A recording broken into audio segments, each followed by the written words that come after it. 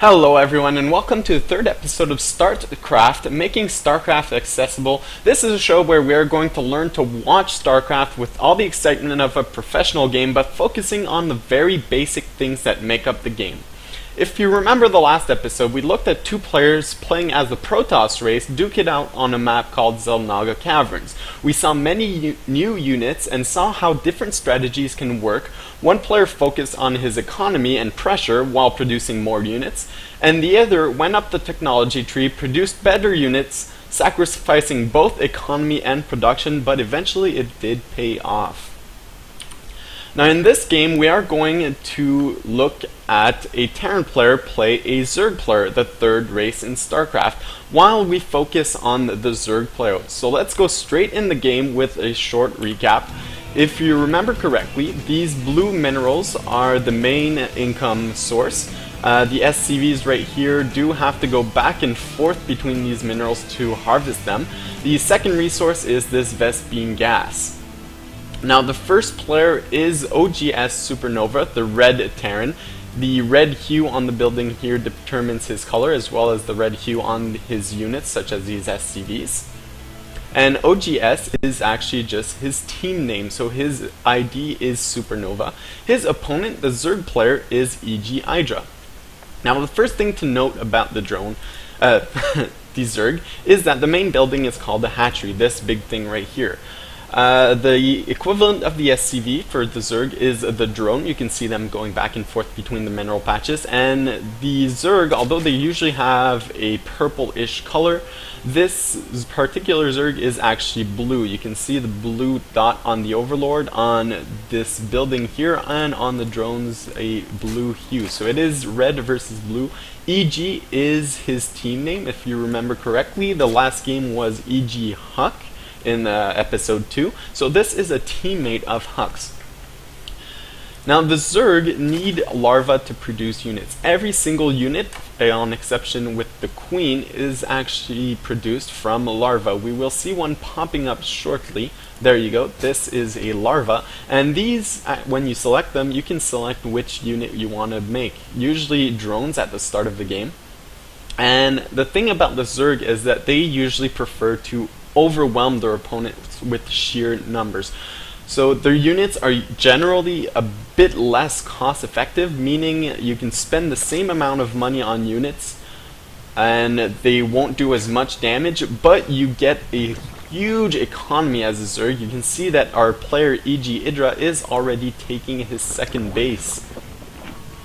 This will allow him to get a huge economy, will allow him to produce a lot of stuff. And that is usually how a Zerg player will try and win the game, with pure macro.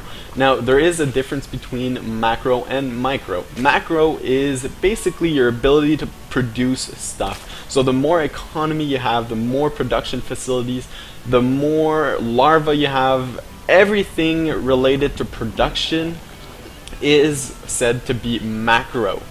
Micro is individual control of your units. So say OGS Supernova is microing this SCV back and forth just to be able to get the most of your units. Now micro will allow you to be very, very cost effective with your units, and let's start by pausing the game right here.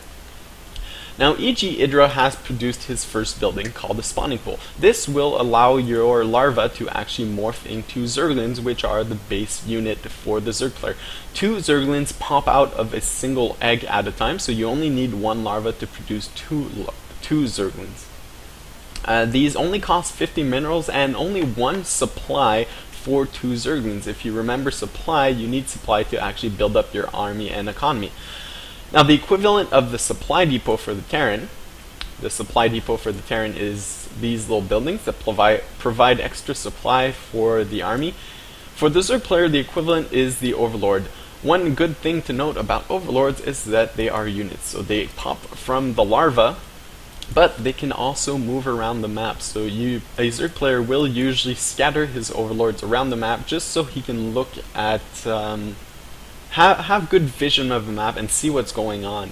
That is one thing that the Zerg is very good about, is, well, basically seeing all the map and knowing what's going on. Now you notice that there is this gooey purple thing on the ground. This is what we call creep. When a Zerg unit is on creep, he will move a bit faster. And you can only build Zerg buildings on creep with the exception of the hatchery or the extractor. The extractor is the building the Zerg builds on a Vespene geyser to actually mine gas.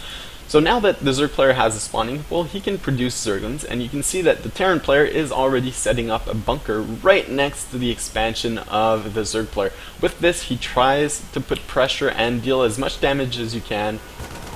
But this bunker is actually particularly late, so I don't think there will be much damage done. You can see the bunker is actually cancelled, but this has forced EG Idra to actually produce 4 Zerglings. Now the thing about the Zerg player is every time they have larvae, they have to choose if they want to produce a drone or an attacking unit. Now this serves a double purpose and is a double-edged knife at the same time. So the Terran player produces FCVs from the command center. And the usual strategy is that you will produce SCVs non-stop. And what's good about this, and you will produce them one at a time if you're a Terran player or a Protoss player. Now one thing that is great about the Zerg player and that will allow the Zerg player to actually get a huge economy is the fact that he produces his units from larvae. So he doesn't need to wait for the previous drone to finish to build a new one. This allows the Zerg to actually produce more than one drone at a time and get his economy going. Now we see the first queen popping out. The queen is very important because it has a spell that allows to produce extra larvae. You can see these 4 eggs right now. They will pop into larvae in just a few seconds. We will wait for that to happen right now. And once again, this allows the Zerg player to get his economy going and really get a lot further ahead in economy. Now we were talking about creep, how you need creep to actually build buildings, and these queens can actually lay creep tumors. We will definitely see one in this game later on, and this allows the creep to actually expand. This serves again a double purpose. One, your units can actually travel faster on the map while they are on creep. Two, there's a creep tumor. 2, creep tumors actually grant you vision, so you can see what's going on the map if you have creep tumors. Now these Hellions, these very fast, mobile, fling-throwing units will try and keep the Zerg on 2 bases for now. Meanwhile, the Terran player is actually going for Banshees. I think we saw them in Game 1, if you remember correctly. Banshees are these flying helicopter-like units, and they shoot only on the ground. They also have an ability called Cloak that you have to research on the Tech Lab, the add-on for the starport, that will allow them to actually become invisible, and the Zerg player will need detection to deal with this. Now in just a second we will see the Banshee Cloak, and the thing is that the Zerg does not have any kind of detection. The Zerg is producing an evolution chamber, as you can see right now. This will allow him to get upgrades for his melee attacks, range attacks, and carapace upgrades, but will also allow these drones to transform into spore crawlers. Spore crawlers are static defenses that only shoot air, and they also are detectors. One thing I forgot to mention is that every single Zerg building comes from a drone. So when you select the drone, you can select basic mutation and select the building you want him to transform into. The spine crawler that we saw earlier, right here, is a static building. You can actually uproot him and move him around, but he can only attack when he is burrowed, like he is right now, and only shoots the ground. So this will serve no purpose against the Banshee. And right now, the Zerg player only has queens that can shoot air, so nothing shoots air except these queens. You can see the Banshee just now cloaked, he is invisible, and the Zerg player can't really do anything about it.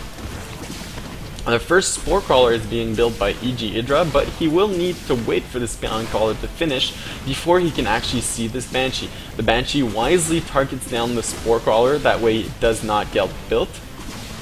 And meanwhile, EG Idra is actually losing a lot of stuff. But in the meantime, in his main base, he is producing a spore crawler, so he will be safe against this Banshee. This Banshee has done a lot of damage, but now has run out of energy and cannot cloak anymore. So he comes inside the main base, tries to do as much damage as he can, but is thwarted away by this queen. Now that the damage has been thwarted away, E.G. Idra can start drone production again. And as I said, this is really a tough choice because you never really know, well, these guys do because they're really good, but as a beginner, you don't really know when you need attacking units and when you need drones. So really, optimizing when you're producing drones and attacking units is the key to a good macro Zerg player. Because the more drones you have, the better economy and the better your production can be later on. With these extra larvae that you can get from the hatchery and the queens, your economy can just boom later on in the game. Now these Banshees have done a bit of damage, and OGS Supernova thinks it's time to expand, so he is getting his own second base. That way he can produce more units. Remember that I said that the Terran and the Protoss players will usually be more cost effective with their units. That means for the same supply, the Terran player will deal more damage than the Zerg player. But the advantage of the Zerg in this is that he can get his economy going really fast. Now it looks like the Terran player is gearing up for a small attack. If you remember these three units that we see right here, the basic unit, the Marine, the siege tanks that can go into siege mode, and these medevacs that serve double purpose, a transport as well as healing the Marines. The tanks cannot get healed by the medevacs as they are mechanical, not biological. Supported by these Banshees, this is a very strong attack. Now the siege tanks are actually going to siege up on the low ground. These Banshees and medevacs can actually spot the high ground because without these flying units, these tanks could not actually see up here because there is a cliff. And this is a very hard position to be in as the Zerg because you need to walk around this and surround this army and kill it off. And Supernova is even placing bunkers for extra protection here. And here goes E.G. Idra. He is going to try and kill everything, but is this going to be enough? This is close, but these Zerglings have all died, and now with a handful of Marines, 2 tanks, and a couple of Banshees, it looks like Supernova is really putting a lot of pressure on E.G. Idra. And E.G. Idra, meanwhile, has actually, we will pause the game while Supernova is attacking, and look at what E.G. Idra is doing. He has gone for a lair. Now with the spawning pool, this enables your initial hatchery to actually morph into a lair. This will unlock the second tier of buildings for the Zerg player. So advanced buildings such as a spire will allow you to build more advanced units and probably maybe not stronger, but that serve different purpose. So this spire will actually enable Idra to build Mutalisks. I saw some Mutalisks on the way, so we will unpause until a Mutalisk pops out. These Mutalisks are very fast flying units and are great for harassing, but right now but they are very weak. So against Marines they are not very good, but fortunately against tanks and Banshees that don't shoot air, they are great. Now this is the first Mutalisk, and you can see that he is very fast, and alone he won't do much. You need a big flock of Mutalisks to actually be effective, and E.G. Idra is actually going to go for a counterattack or just positioning himself. We're not quite sure yet. Now that there are 5 mutas out, they can actually start doing a bit of damage. So you can see these mutas are going to try and pick off these tanks. The tanks are forced to retreat to the bunkers where there are Marines in there.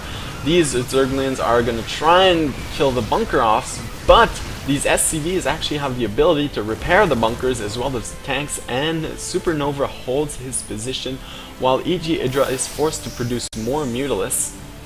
And you can notice here that the Mutalisks are fairly quick, so if your opponent decides to actually attack you, you can just go inside your opponent's base and do whatever damage you can.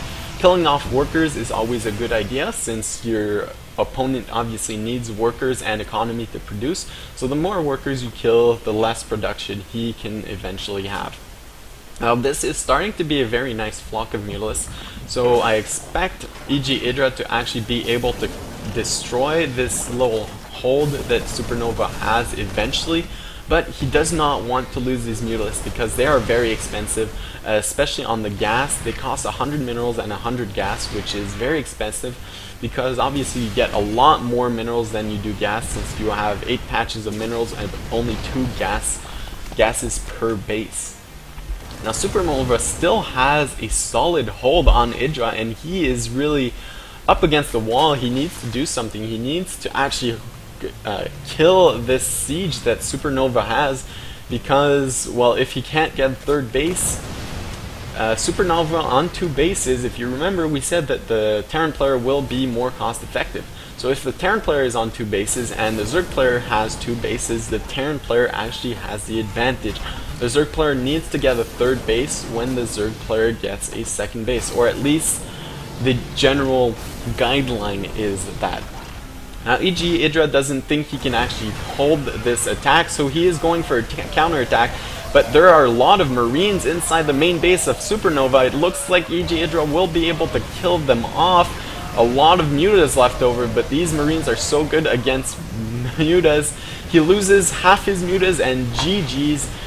So E.G. Idra, seeing the good game, he lost his second base. This was his last resort. After losing his second base, he knows that there is no way he can come back in this game. There's 55 to 82 supply, so he gives out the good game to Supernova, and Supernova wins this game. And hopefully, guys, you liked this third match of Startcraft. So we finally got to see all 3 races. If you enjoy these, stay tuned for episode 4. I'm not quite sure what we're going to do in episode 4, probably going more in depth in a few strategies. And follow me on Twitch TV if you want to know when I go live, because I do go live and play and explain. I do take a lot of questions in the chat when I go live. So it's twitch.tv/BuddhaZerg. Hope you like this, guys, and until next time, see ya.